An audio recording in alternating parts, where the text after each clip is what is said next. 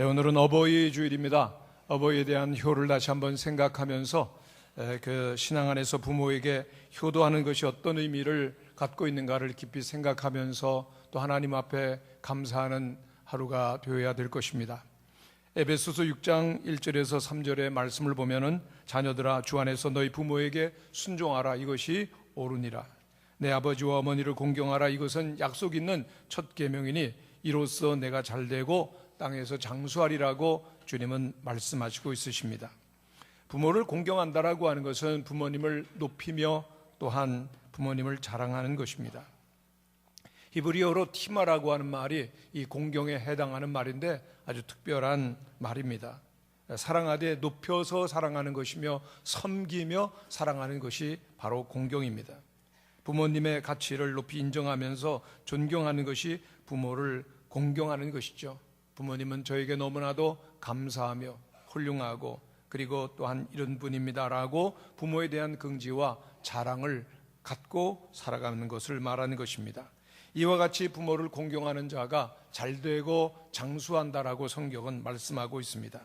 효도하는 사람을 하나님께서 형통케 하시고 효도하는 가문을 하나님께서 장수케 하시는 것을 주님께서는 약속해 주셨습니다. 부모님께 효도하는 길 가운데 가장 중요한 것은 의인이 되는 것입니다. 잠언 말씀에 보면은 의인의 아비는 크게 즐거울 것이요 지혜로운 자식을 낳은 자는 그를 인하여 즐거울 것이라고 그랬습니다. 의인의 부모는 크게 즐거울 것이지만은 악인의 부모라면은 참으로 얼마나 슬픔이 많겠습니까? 세상에서 효도가 된다, 효도하는 것은 부모 앞에서 출세하고 그리고 부자가 되는 것이 아닙니다. 정말 부모의 마음을 기쁘게 하는 것은 모든 사람 앞에서 하나님 앞에서 의롭게 되어지는 것, 바르게 사는 것이라고 하는 것을 꼭 기억하면서 하나님 앞에서 또 부모님의 마음을 즐겁게 하는 그런 효자의 길을 걸어가야 되는데 그러한 믿음을 가지고 하나님을 경외하며 그리고 살아가는 믿음의 자녀는 어떻게 탄생하게 될 것입니까? 그것은 부모님들이 본을 그렇게 보이는 것 얼마나 중요한지 모릅니다. 부모님들이 기도하고 살 때 우리의 자녀들 기도하며 살 것입니다. 부모가 먼저 하나님의 말씀을 듣고 순종하며 하나님을 경외하며 살 때 자녀들이 자연히 하나님을 경외하며 믿음의 길을 걷는 것입니다. 부모님이 진실하게 하나님을 섬기고 또한 헌신의 길을 걸어갈 때 자녀들이 그렇게 살아갑니다. 그러나 부모들이 기도하지 아니할 때 자녀들도 기도하지 않게 되고 부모가 진실하지 못할 때 또한 자녀들도 진실할 수가 없다라고 하는 것을 우리는 기억해야 됩니다. 하나님을 섬기고 하나님을 사랑하며 주의 뜻을 따라 살아갈 때 그 부모 밑에서 그와 같은 자녀 자라가는 것입니다. 그러므로 오늘 우리들에게 있어서 가장 중요한 것은 자녀들에게 재물을 유산으로 남기겠다라고 이렇게 세상에 분주하고 또한 어떤 것들을 위하여서 살아가는 것이 아니라 오직 하나님을 잘 섬기는 모습, 마음과 뜻과 정성을 다해서 하나님을 사랑할 때 자녀들도 그와 같이 하나님 앞에서 살게 될 것입니다. 하나님께서는 분명히 말씀하십니다. 출애굽기 20장에 보면은 나를 사랑하고 내 계명을 지키는 자에게는 천대까지 은혜를 베푸느니라고 말씀하셨습니다. 성도 여러분, 이 말씀을 믿으십니까? 천대까지 하나님은 은혜를 주시기를 원하시는 것이죠. 그렇다면은 먼저 우리들이 하나님을 진실로 사랑하고 주의 말씀을 지키며 그리고 또한 마음과 정성을 다하여 주님을 경외할 때 우리 가운데서 그와 같이 하나님께 영광을 올려드리고 자자손손 천대까지 하나님께로부터 많은 복을 누리며 주님께 영광을 올려드리게 될 줄로 믿습니다. 오늘 말씀 가운데 보면은 솔로몬 참으로 하나님의 축복을 많이 받은 사람입니다. 그는 처음에는 훌륭한 신앙을 가졌었습니다. 1000번제나 그리고 하나님 앞에 올려드리고 또한 기도의 제목을 갖고 있었던 믿음의 사람입니다. 하나님께서 꿈에 나타나셔서 그에게 물으십니다. 열왕기상 3장 5절에 보면은 내가 네게 무엇을 줄고 너는 구하라 그랬을 때 그는 부와 귀를 구하지 아니하며 백성들을 믿음 가운데서 잘 다스리기 위한 지혜를 구하였을 때 그것이 하나님의 마음에 합하였습니다. 그래서 하나님께는 지혜와 함께 다른 것들을 주시는데 그는 재산과 권력이 많아집니다.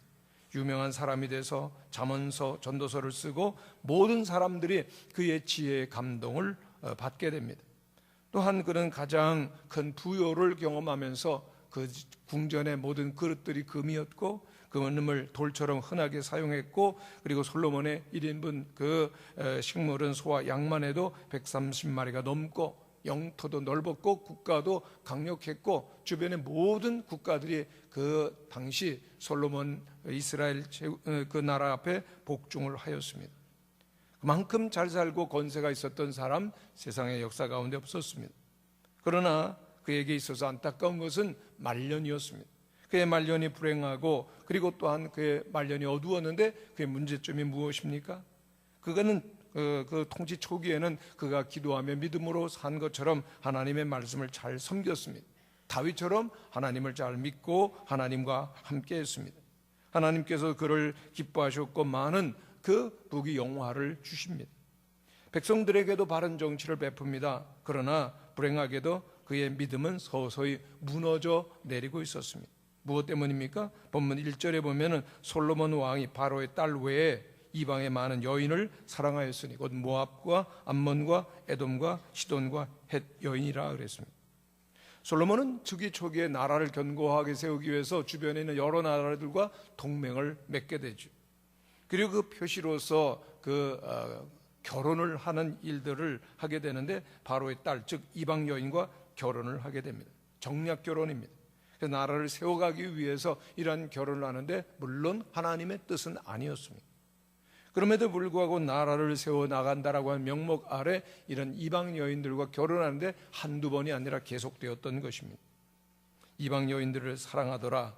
여기에 그 사랑하는 라고 하는 히브리어 단어는 아헤브라고 하는 단어를 쓰고 있는데 남녀 간의 사랑입니다.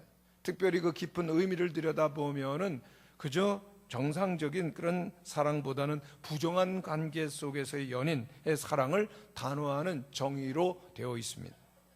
그러니까 이 솔로몬은 그 대상을 집착하고 그리고 또한 소유하고 곁에 놓고자 하는 탐욕과 열망에 사로잡혔다라고 하는 것입니다. 솔로몬은 이방 여인을 당연히 단순하게 정략적으로 결혼하기 위해서 그렇게 아내를 맞이한 것이 아니라 안목의 정욕으로 탐욕으로 이방의 여인들을 아내로 맞이하게 됐는데 이것이 문제가 됩니다. 솔로몬이 가까이 한 여인들, 바로의 딸을 비롯해서 모압, 암몬, 시돈, 헷 족속의 여인들, 바로 이스라엘 주변의 국가들이었는데 이들에게 무엇이 있었습니까? 그들은 우상을 섬기고 있었습니다. 그 솔로몬 왕궁에 그들이 섬기던 우상을 그대로 가지고 들어오는 것입니다. 그리고 결국은 이 솔로몬도 그 우상에 따라가게 되어지는 그런 두려운 일들을 보게 되어집니다. 11장 4절 5절에 보면 솔로몬의 나이가 많을 때 그의 여인들이 그의 마음을 돌려 다른 신들을 따르게 하였으므로 왕의 마음이 그의 아버지 다윗의 마음과 같지 아니하여 그의 하나님 여호와 앞에 온전하지 못하였으니 이는 시돈 사람의 여신 아스타롯을 따르고 암몬 사람의 가증한 밀곰을 따름이라고 말씀하고 있습니다. 솔로몬이 이방 여인들을 사랑하다가 보니까 그 여인들이 섬기는 우상을 별것 아니라고 문제 삼지 아니하고 용납을 하고 그들을 위해서 산당을 지어주며 그리고 우상을 자신이 용납하게 되더라는 얘기입니다. 그래서 또한 양 국가 간의 우위와 협력 행사로서 우상을 섬기는 행사에도 참여하게 되고 그러다 보니 그 마음이 하나님에서부터 떠나게 되더라는 얘기입니다. 9절에 있는 말씀을 보면 솔로몬이 마음을 돌려 이스라엘의 하나님 여호와를 떠남으로 여호와께서 그에게 진노하시니라. 여호와께서 일찍이 2번이나 그에게 나타나시고 경고를 하십니다. 그럼에도 불구하고 얼마나 깊이 여인들에게 빠졌고 우상에게 빠져 있는지 하나님께로 돌아오질 아니하는 것입니다. 그래서 그의 우상 숭배로 말미암아 나라가 둘로 분열이 되어지고 이스라엘 민족 가운데 불행이 시작되는 것을 보게 되어집니다. 너무나 아쉽고 그리고 너무나 두려운 일이죠. 어떻게 이러한 일이 있게 되어집니까? 그가 탐욕을 마음속에 품고 하나님께로부터 마음이 조금씩 멀어지다 완전히 마음이 떠나버리죠. 그러나 좀 더 우리들이 그의 가정을 심층적으로 볼 때 어디에서부터 문제가 시작되었는가를 우리는 꼭 우리가 알아야 될 것입니다.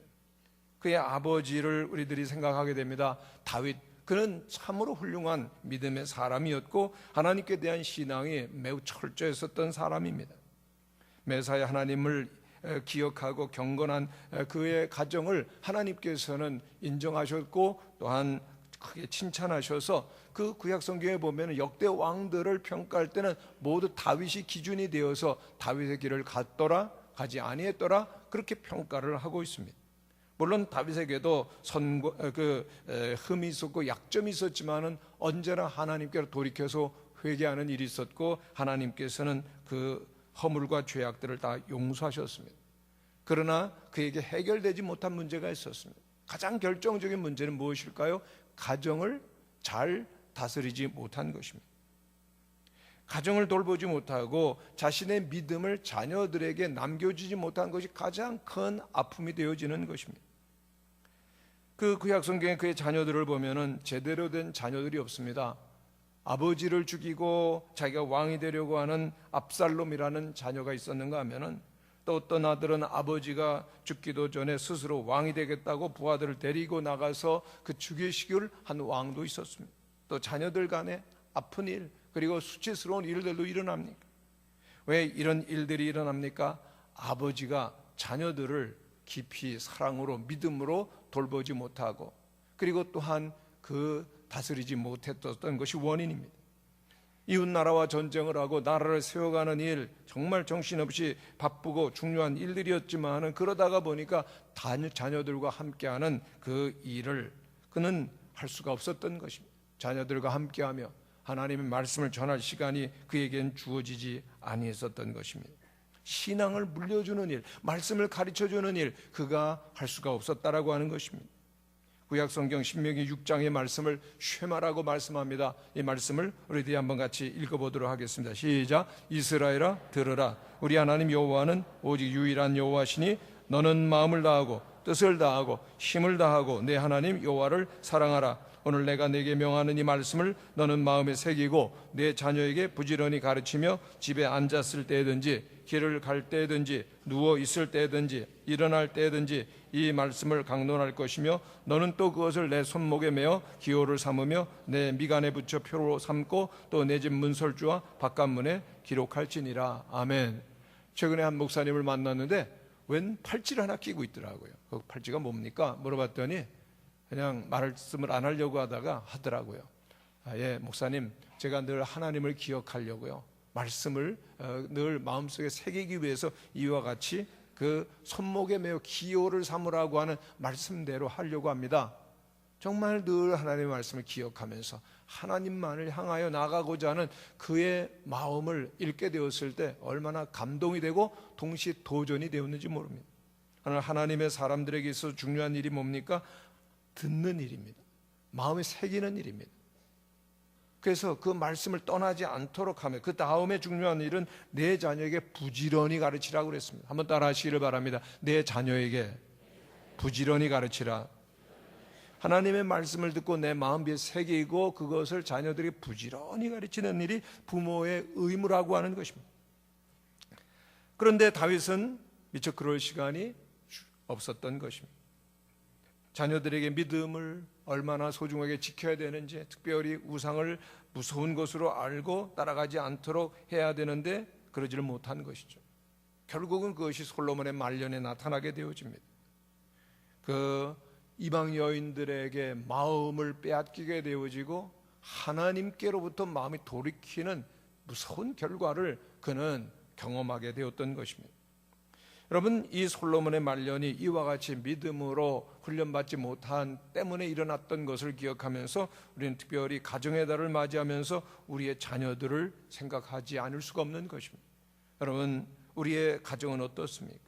너무나 많은 일 때문에 분주하고 바쁘기 때문에 자녀들과 대화할 시간 갖지 못하고 있는 것은 아닌지요? 자녀들에게 성경을 가르치지 못할 정도로 바쁘시지는 않으신지요? 만일 그렇다면 그것은 성경적으로 사는 것이 아닙니다. 또한 여러 가지 일, 어떤 때로는 신앙의 일로 바쁘어서 자녀들에게 무관심할 때도 있는데 그건 아닙니다. 자녀들을 항상 수시로 믿음으로 점검해야 됩니다. 품 안에 있을 때 자녀들이 출가하고 그들의 삶을 살기 이전에 자녀들이 믿음으로 살 수 있도록 가르치고, 그리고 또한 돌보고, 그리고 또한 사랑으로 양육할 수 있는 성도들이 되시기를 바랍니다. 하나님께서 우리에게 주신 최고의 유산이 무엇입니까? 믿음이죠. 그렇다면 그 최고의 유산을 또 자녀들에게 전해 주어야 되는 것입니다. 그런데 오늘 이 세상 가운데서 학업과 그리고 또한 여러 가지 세상의 일로 인해서 그 자녀들에게 중요한 가치관을 심어주지 못하는 경우들을 보게 되어집니다. 최근 그 신앙지 가운데서 크리스천 우리 신앙인들을 조사를 해봤습니다. 무엇이 중요하냐? 아주 단적으로 주일 예배냐 아니면 학원이냐, 이런 그 선택하는 그러한 그 설문조사를 했는데 놀랍게도요, 많은 중직자 가정에서도 그냥 학원으로 보내겠다 자녀를, 예배보다는 당장 학원, 학교 입학이 중요하다라고 해서 학원에 보낸다라고 하는 그 퍼센티지가요 절반을 넘어서는 것을 보면서 충격을 받았습니다. 하나님이 우선이 아니라는 겁니다.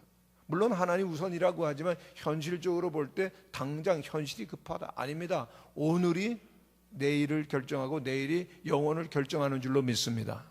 오늘 우리에게 품 안에 있는 자녀들에게 무엇을 우선적으로 가르치십니까?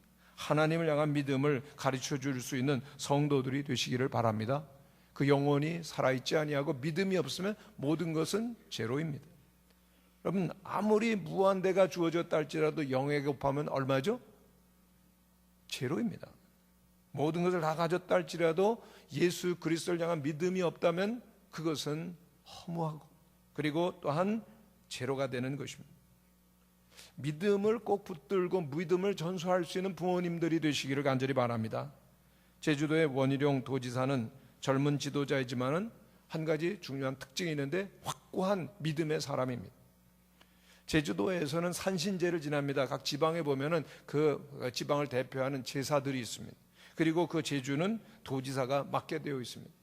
그런데 도지사에게 산신제 지내니까 와서 제사를 집례하라 그러는데 거부했어요. 왜요? 도지사이지만 그 이전에 하나님의 사람이라는 겁니다. 할렐루야.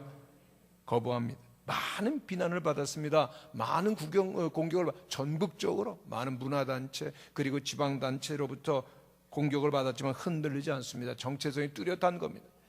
그 원희룡 도지사 이야기를 처음 들은 것은 제가 제주도에 80년대에 내려갔는데 81년도 그때 그 입학고사를 위한 전국에 있는 학생들 대학교에 갈 때 그 자격고사를 봤는데 거기에서 수석을 했어요. 전국에서 수재입니다.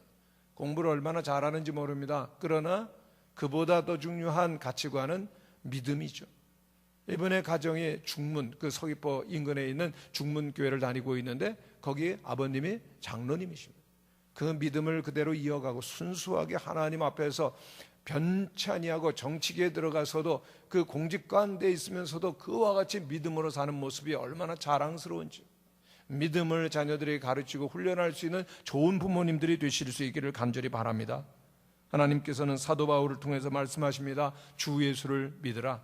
그리하면 너와 내 집이 구원을 얻으리라. 아멘.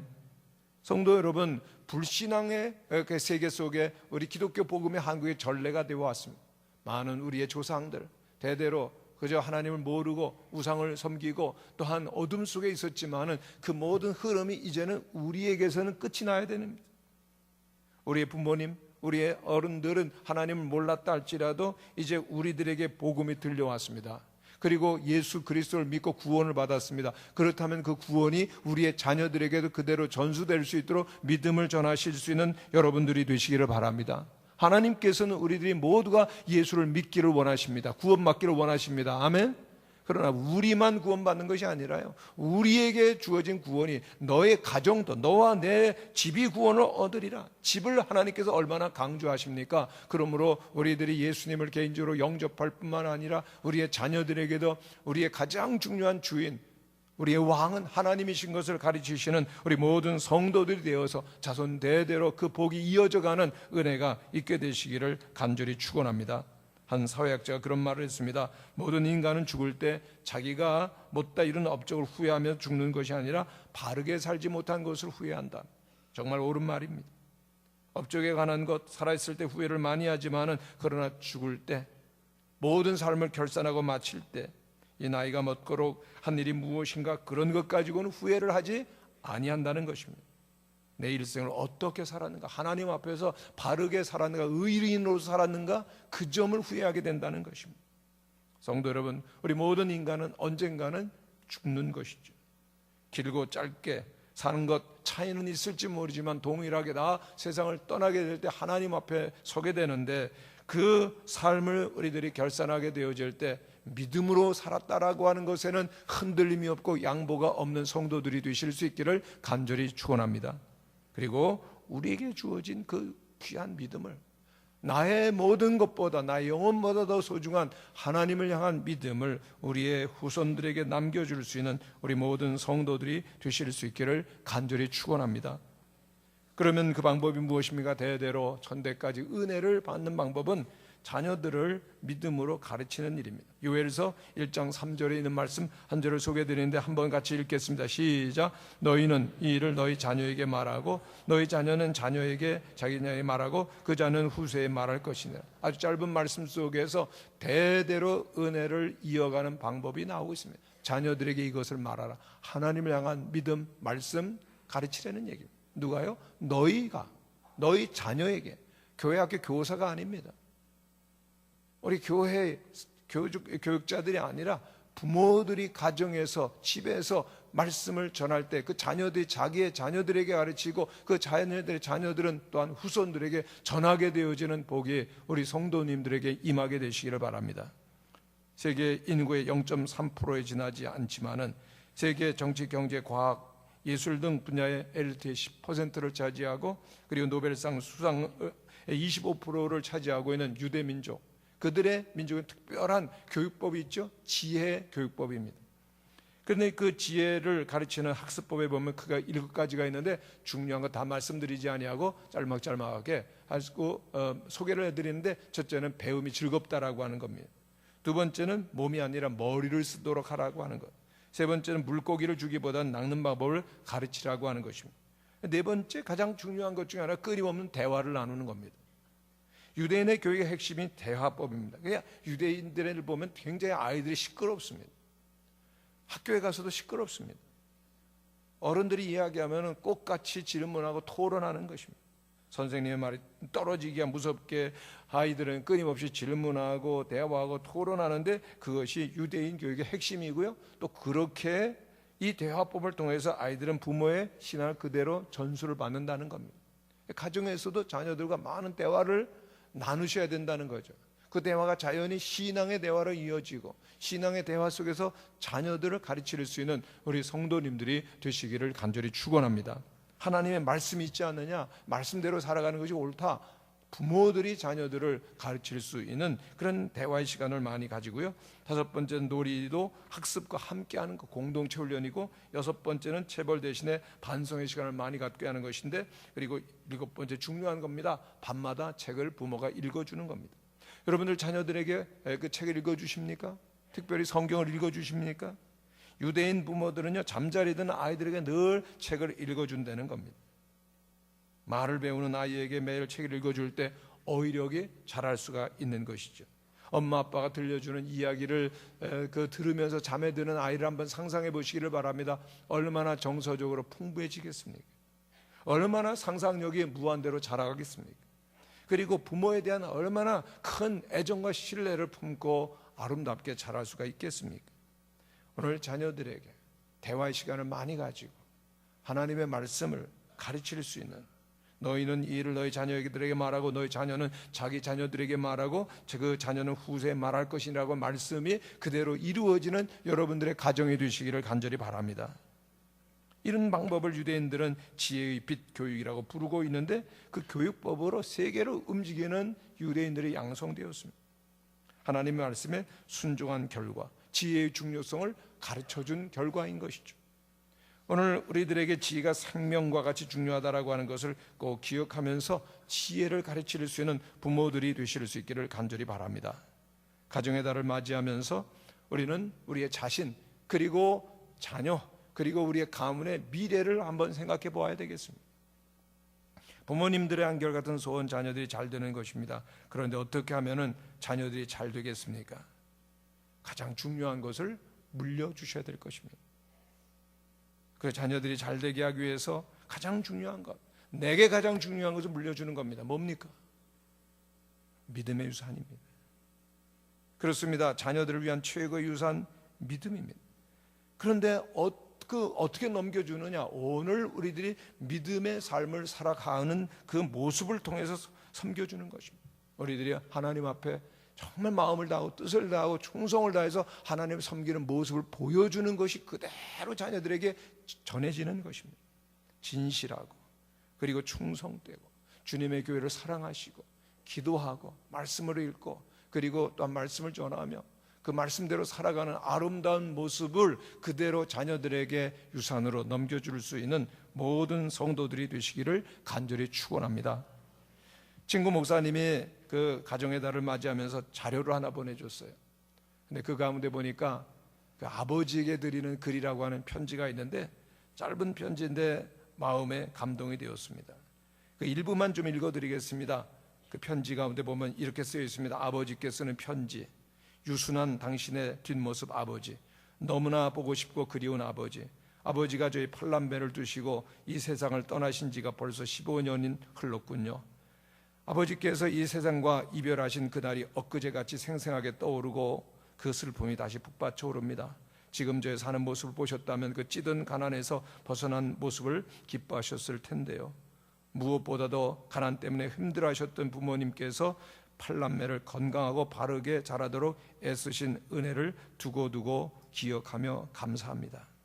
그리고 계속해서 넘어가면 아버지는 저에게 비록 가난했지만 소중한 것들을 물려주셨습니다. 아버지는 늘 말씀하셨던 세 가지를 저는 지금도 기억합니다. 그저 사람은 한 우물을 파야 돼. 무엇보다 그저 형제간의 우애가 있어야 돼. 아무리 가난하고 없어도 옆에서 조금만 도와주면 일어선다.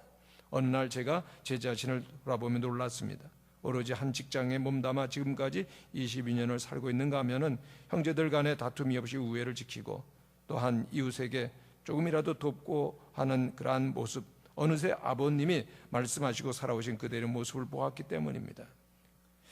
저는 하나님을 섬기며 예수님을 닮아가는 그러한 성품과 인격 속에서 자녀들에게 좋은 가계를 이어주고 싶습니다. 아버지, 하늘나라에서도 보시고 격려해 주세요. 비록 가난하고 고생이 많은 어린 시절이었지만 부모님 원망하거나 불평하는 마음 한 번도 없었습니다. 다만 부모님께 자식된 도리를 다하지 못한 것이 너무나 아쉽고 오히려 마음의 짐으로 남아 있습니다. 아버지 사랑합니다. 살아계실 때 한 번도 하지 못했던 사랑 고백을 받아주세요. 진심으로 사랑합니다. 아버지, 이런 두서없는 글을 줄이겠습니다. 하나님 나라에서 평안히 계십시오. 둘째 아들 올림. 저는 마지막에 그 인사가 제일 마음에 찡하게 남았습니다. 한 번도 사랑의 고백을 못했던 접니다. 저도 아버지께 사랑의 고백을 언제 했나 하는 생각을 하니까 마음이 찡한데요.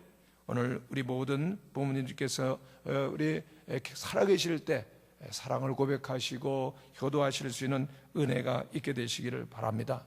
그러나 무엇보다도 효도를 한다고 해서 부모님에게 선물도 하고 식사도 하고 또 찾아드리기도 하지만은 그것은 하루는 즐겁게 할 수가 있을 겁니다. 그러나 하루 부모님을 즐겁게 해드리는 일보다는 영원토록 즐겁게 해드릴 수 있는 일을 선택해야 되는 것이죠. 부모님을 따라서 그리고 또한 영원히 하나님을 섬기기 위해서 여호와를 온전히 따르고 그리고 우리는 부모로서 자녀로서 부모로서는 자녀들을 믿음으로 양육하고 그리고 자녀로서는 여호와를 온전히 따르며 격려하여서 영원한 부모님의 기쁨이 되어지고 자랑이 될 수 있는 우리 모든 성도들이 되시기를 간절히 축원합니다.